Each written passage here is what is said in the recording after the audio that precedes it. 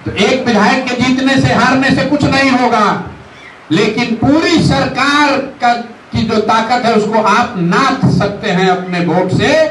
क्योंकि अगर बांकीपुर में आपने भाजपा को हरा दिया तो यहां से लेकर दिल्ली तक का तार झंझनाएगा कि बिहार के लोग बेवकूफ नहीं है।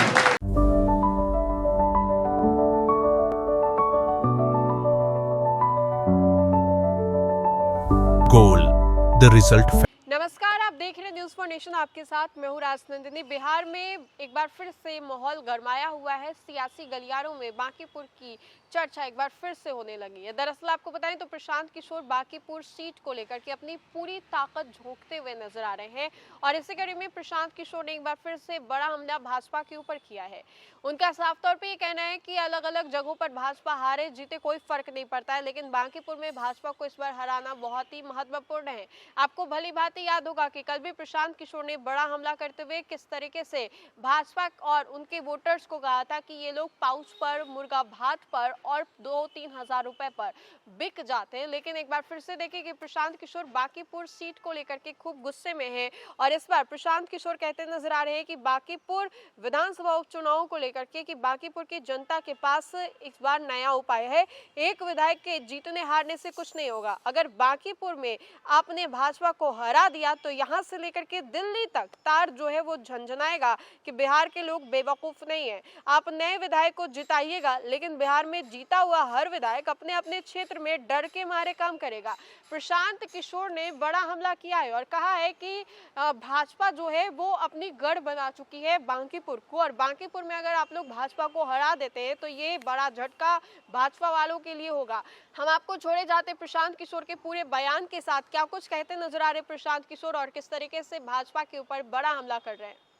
किसी पर भरोसा मत कीजिए, जो नेता आएगा वो अपने को अच्छा ही बताएगा। गरीब के पास, लोगों के पास सबसे बढ़िया यही उपाय है, हर 5 वर्ष में आप पलटते रहिएगा, नेता के मन में डर रहेगा, नेता अपने आप आपका आकर काम करेगा, क्योंकि उसको मालूम है कि भैया काम कम होगा, जनता इस बार हरा देगी। बिहार में ठीक इसका उल्टा है।